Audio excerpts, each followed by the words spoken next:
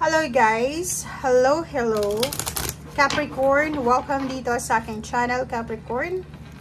Alamin natin kung anong messages, vibration, gabay energy para sa lahat ng Capricorn. At ay general weekly tarot guys. So, pwede kang makaresonate. Gamitin mo ang iyong intuition sa panonood. Capricorn.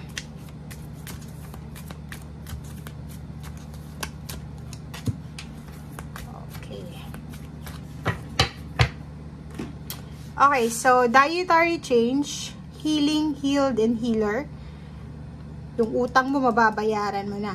Okay, so sa linggong ito, Capricorn, siguro ang focus mo ngayon is makapagsimula or kung nagsisimula ka na ng healthy lifestyle mo, yung nagji-gym ka, kumakain ka ng healthy, nagpapapayat ka, kasi gusto mong maging strong. Ang nakikita ko sir dito, yung mindset mo, yung motivation mo, kung bakit kailangan mong magbawas ng timbang, maging healthy, is to become strong or stronger pa. Kasi ang dami-dami mong goals sa buhay. Marami kang, parang iniisip mo na kailangan ko ng kalakasan ng katawan kasi marami pa akong gustong gawin. Parang ito siya. So, kung ano man itong diet na ginagawa mo sa ngayon, ano man itong healthy lifestyle, regimen, makakatulong ito para ma-improve din yung overall energy sa buhay mo. 'Di ba? Healing, healed, healer. So, napapaligiran ka ng healing energy sa linggong ito.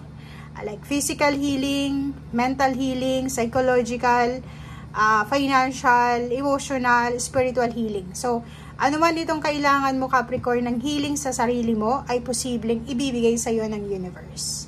And ito yung pinakamaganda, kasi sa linggong ito, posibleng yung mga mabigat na mga pasanin na pinapasan mo sa araw-araw, like mga utang, mga negative, unhealthy, ay posibleng maging maayos na. Makabayad ka na ng utang, and at the same time, makuha mo na yung, parang karmic justice kasi itong isang barahang to, na sinasabi na makukuha mo kung ano yung deserve mo. Ganoon naman talaga eh, 'di ba? Pag nagda-diet ka, healthy body, healthy mind, body, and spirit ang ibibigay sa iyo.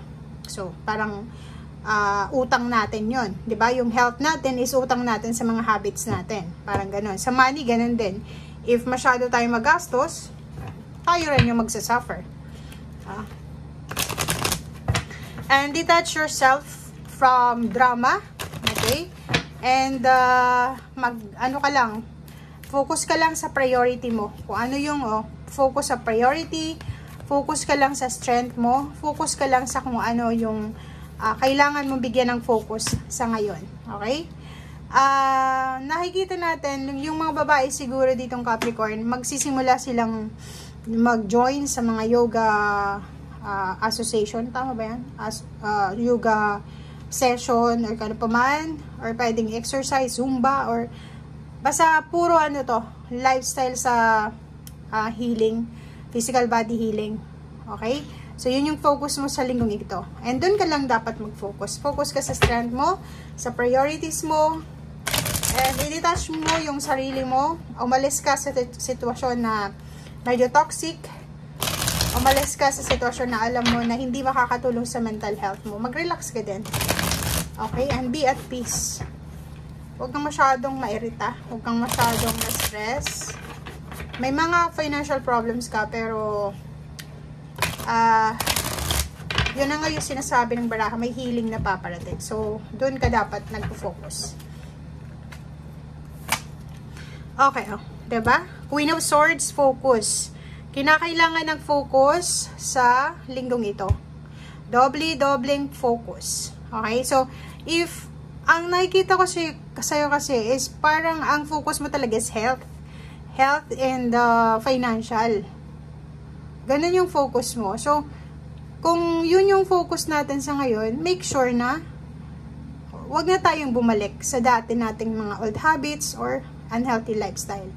If, for example, gusto mong maging maganda yung katawan mo, maging healthy ka, tapos hindi mo mag-give up yung bisyo mo, like bisyo, pag-inom, sigarilyo, or ano pa man, mga unhealthy, or pwedeng emotional, walang mangyayari yun. Kasi walang mangyayari sa ganun na change. Kasi, babalik at babalik ka pa rin. Dapat, yun, decided ka na, determinado ka na, okay, ito yung gagawin ko, sisimulan ko, tatapusin ko to. Parang ganun. Yung iba din sa inyo dito is focus tungkol sa pera. Parang, ang focus nyo ngayon is yung mahawakan yung pera. Ang focus nyo ngayon is makuha kung ano itong financial success na minamanifest nyo. 'Di ba? So, kung ikaw ay may trabaho, siguro mas lalo kang magiging hardworking. Mas lalo kang magiging motivated, hardworking, kasi feeling mo, ano to eh, 'di ba? Nandun ka na eh. 'Di ba nandun ka na? So, sayang yung opportunities, yung pagkakataon. Okay? So, kung ganun, kung may trabaho ka. Relationship, ganun din. Parang, if ever man na ang focus mo is relationship, ibigay mo yung 101% sa relationship. Okay? Makakaramdam ka din ng excitement sa linggong ito dahil sa pera. Pwedeng, for the past few weeks or months, medyo hindi naging maganda yung takbo ng pera mo. Parang feeling mo stagnant. But ngayon, siguro sa linggong ito, medyo kumalma.